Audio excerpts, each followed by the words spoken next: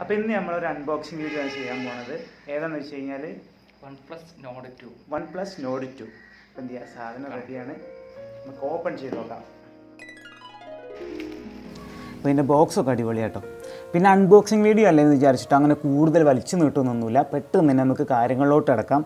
അപ്പോൾ ഇതിൻ്റെ ബാക്കിയുള്ള കാര്യങ്ങളൊക്കെ നോക്കുന്നതിന് മുമ്പായിട്ട് നമുക്ക് ആദ്യം തന്നെ ഫോണിലേക്ക് തന്നെ പോവാം. അപ്പോൾ ഇതിൻ്റെ ഫോൺ നമുക്ക് ഓപ്പൺ ചെയ്ത് നോക്കാം. അപ്പോൾ നമുക്ക് ഈ ഫോണിലൊരു വിശ്വാസം ഉണ്ടായിരുന്നു കേട്ടോ. കാരണം എന്താ വെച്ചാൽ ഇതിൻ്റെ ഡിസൈനൊക്കെ നല്ല രസമായിട്ടാണ് ഇത് കൊടുത്തിരിക്കുന്നത്. അതേപോലെ തന്നെ ഇത് കൈ പിടിക്കുമ്പോൾ തീർച്ചയായിട്ടും നല്ല ഒരു ക്വാളിറ്റി, പ്രീമിയം ഫോൺ കൈ പിടിക്കുന്ന ഒരു ഫീലിന് ശരിക്കും കിട്ടുന്നുണ്ട്. നല്ല കംഫർട്ടബിളാണ്. പിന്നെ നമുക്ക് ഏറ്റവും ഇഷ്ടപ്പെട്ട കളറാണ് സിൽവർ ഗ്രേ ആണ് നമ്മൾ സെലക്ട് ചെയ്തിരിക്കുന്നത്. അതേപോലെ തന്നെ നമുക്കറിയാം, ഈ അടുത്ത കാലത്ത് ഇറങ്ങിയ ഫോണുകളിൽ വെച്ച് ഏറ്റവും ബെറ്റർ ആയിട്ടുള്ളൊരു ഫോണായിട്ടാണ് നമുക്ക് ഈ ഒരു OnePlus Nord 2. നമുക്കറിയാം ഇതിനടുത്ത് Nord CE ഇറങ്ങിയിട്ട് നമുക്കത് അത്രയ്ക്ക് അങ്ങോട്ട് പെർഫെക്ഷൻ തോന്നിയില്ല. പിന്നെ നോഡിൻ്റെ അപ്ഡേഷനല്ലേ, അപ്പോൾ ചെറിയൊരു അപ്ഡേഷനൊക്കെ വരുള്ളൂ എന്ന് നമ്മൾ വിചാരിക്കും. പക്ഷേ അങ്ങനെയല്ല, നല്ലൊരു അപ്ഡേഷനും കാര്യങ്ങളും തന്നെയാണ് ഇതിൽ വന്നിരിക്കുന്നത്. അപ്പോൾ ഇനി ഇതിൻ്റെ ക്യാമറയെ പറ്റി പറയുകയാണെന്നുണ്ടെങ്കിൽ ഇതൊരു ട്രിപ്പിൾ ക്യാമറ സെറ്റപ്പാണുള്ളത്. ക്യാമറ സെൻസറിലേക്ക് വരികയാണെന്നുണ്ടെങ്കിൽ 50 മെഗാ പിക്സൽ സോണി IMX766 സെൻസറാണ്. f1.8 അപ്പേച്ചറാണ് വരുന്നത്. ഒപ്റ്റിക്കൽ ഇമേജ് സ്റ്റെബിലൈസേഷൻ ഇൻക്ലൂഡഡ് ആണ്. 8 മെഗാ പിക്സൽ അൾട്രാ വൈഡ് ആംഗിളും ഒരു 2 മെഗാ പിക്സൽ മോണോ സെൻസറാണ് വരുന്നത്. ഇനി ഇതിൻ്റെ ഫ്രണ്ട് ക്യാമറയിലേക്ക് വരികയാണെന്നുണ്ടെങ്കിൽ സോണി IMX615 32 മെഗാ പിക്സൽ സെൻസറാണ്. f2.45 അപ്പേച്ചറാണ് വരുന്നത്. അപ്പോൾ ഇനി ഇതിൻ്റെ പെർഫോമൻസ് വൈസ് നോക്കുകയാണെന്നുണ്ടെങ്കിൽ മീഡിയ ടെക്കിൻ്റെ ഡെമൻസിറ്റി 1200 പ്രോസസ്സറാണ്. സോ നല്ല സ്മൂത്താണ്, ലാഗോ കാര്യങ്ങളോ ഒന്നും തന്നെയില്ല. ഓക്സിജൻ OS 11.3 ആണ്, ആൻഡ്രോയിഡ് 11 ബേസ്ഡ് ആണ്.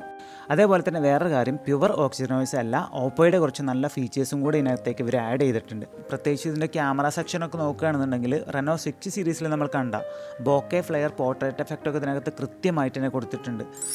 ഇനി നമുക്ക് നോക്കാനുള്ളത് ഓവർ ഹീറ്റ് ഉണ്ടോ എന്നുള്ളതാണ്.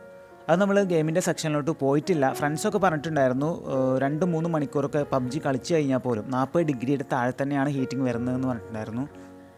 ഇനി ഇതിൻ്റെ ഡിസ്പ്ലേയിലേക്ക് വരികയാണെന്നുണ്ടെങ്കിൽ 6.4 ഇഞ്ച് വരുന്ന ഫ്ലൂയിഡ് അമോയിൽഡ് ഡിസ്പ്ലേ ആണ് വരുന്നത്. അതുപോലെ തന്നെ ഇതിൻ്റെ താഴെ നോക്കുകയാണെന്നുണ്ടെങ്കിൽ സ്പീക്കർ വരുന്നുണ്ട്, അതേപോലെ തന്നെ Type-C പോർട്ട് വരുന്നുണ്ട്. പിന്നെ അതിൻ്റെ തൊട്ടടുത്തായിട്ട് മെയിൻ മൈക്രോഫോണും വരുന്നുണ്ട്.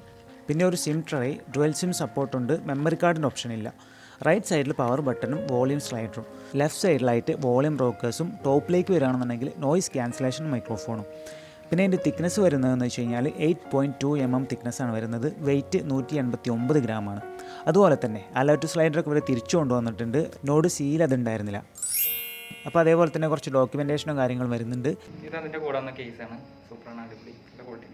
റെഡ് കേബിൾ, 65 വാട്ട് വാർപ്പ് ചാർജർ, ഫാസ്റ്റ് ചാർജറാണ്, 65 വാട്ടാണ്. പിന്നെ അതോടൊപ്പം തന്നെ ഒരു സിം ഇജക്ട് ടൂൾ വരുന്നുണ്ട്.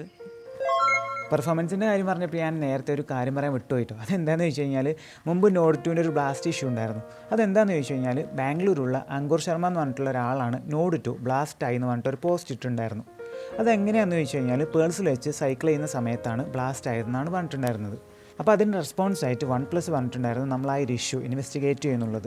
അപ്പോൾ അതിന് ശേഷം അങ്കൂർ ആ ഒരു പോസ്റ്റ് ഡിലീറ്റ് ചെയ്തിട്ട് വേറൊരു പോസ്റ്റ് ഇട്ടു, OnePlus ആ ഒരു ഇഷ്യൂ സോൾവ് ചെയ്തിട്ടുണ്ടെന്ന് പറഞ്ഞിട്ട്. അതേസമയം OnePlus ആ ഒരു സ്റ്റേറ്റ്മെൻറ്റ് കൊടുത്തിട്ടുണ്ടായിരുന്നു, എക്സ്റ്റേണൽ ഇഷ്യൂസ് കാരണമാണ് ആ ഒരു ബ്ലാസ്റ്റ് നടന്നിട്ടുള്ളത്, അല്ലാതെ ഇൻറ്റേർണൽ മാനുഫാക്ചറിങ്ങോ അല്ലെങ്കിൽ ബാറ്ററി ഇഷ്യൂസോ കൊണ്ടല്ല എന്നുള്ളത്. സോ നമ്മൾ പേടിക്കേണ്ട കാര്യമൊന്നുമില്ല. ഇത് ആകെ ഒരു ഇൻസിഡൻറ്റ് മാത്രമേ നടന്നിട്ടുള്ളൂ. അല്ലാതെ സാംസങ് Note 7 പോലെ ബാറ്ററി ഇഷ്യൂസ് കാരണം ഒരുപാട് ഫോണുകളൊന്നും പൊട്ടിത്തെറിച്ച ഇൻസിഡൻറ്റ് ഇതുവരെ വന്നിട്ടില്ല. ഞാനൊരു കാര്യം പറയാൻ വിട്ടുപോയിട്ടോ. ഇതിൻ്റെ റാമിൻ്റെ കാര്യം പറയാൻ മറന്നുപോയി. ഇതിൻ്റെ റാം എന്ന് പറയുന്നത് 8 GB ആണ്. അതേപോലെ തന്നെ ഇൻറ്റേർണൽ മെമ്മറി വരുന്നത് 128 ആണ്. അപ്പോൾ ഇത്രയൊക്കെയാണ് ഇതിൻ്റെ ഓവർവ്യൂ. എനിവേ നല്ലൊരു എക്സ്പീരിയൻസ് ആയിരുന്നു. കാരണം ഞാൻ നേരത്തെ പറഞ്ഞ പോലെ ഇത് കയ്യിൽ പിടിക്കുമ്പോൾ കിട്ടുന്ന ആ ഒരു ഇൻഹാൻഡ് ഫീൽ എന്ന് പറയുന്നത് അടിപൊളിയാണ്, ഒന്നും പറയാനില്ല. എനിവേ നിങ്ങൾക്കും ഇത് കംഫർട്ടായിട്ട് തോന്നിയിട്ടുണ്ടെങ്കിൽ മാത്രം മേടിച്ചാൽ മതി. കാരണം ഫോൺ എന്നൊക്കെ പറഞ്ഞു കഴിഞ്ഞാൽ നമുക്ക് എടുത്തു കഴിഞ്ഞതിന് ശേഷം അയ്യോ വേണ്ടായിരുന്നു എന്ന് തോന്നിപ്പോകാൻ പാടില്ല. സോ ഇതിൻ്റെ ഒരു എക്സ്പീരിയൻസ് നിങ്ങൾക്ക് എന്തായാലും ഇഷ്ടമായെന്ന് വിചാരിക്കുന്നു. ഇഷ്ടമായിട്ടുണ്ടെങ്കിൽ നിങ്ങൾ എന്തായാലും തീർച്ചയായിട്ടും സപ്പോർട്ട് ചെയ്യണം. അതേപോലെ തന്നെ ഇനി ഇത്രയും കാലമായിട്ട് ആരെങ്കിലും സബ്സ്ക്രൈബ് ചെയ്യാൻ മറന്നു പോയിട്ടുണ്ടെങ്കിൽ അതും അങ്ങ് ചെയ്തേക്ക്. അപ്പോൾ എന്തായാലും ഇനി പുതിയൊരു വീഡിയോ ആയിട്ട് കാണുന്നതായിരിക്കും. Good bye.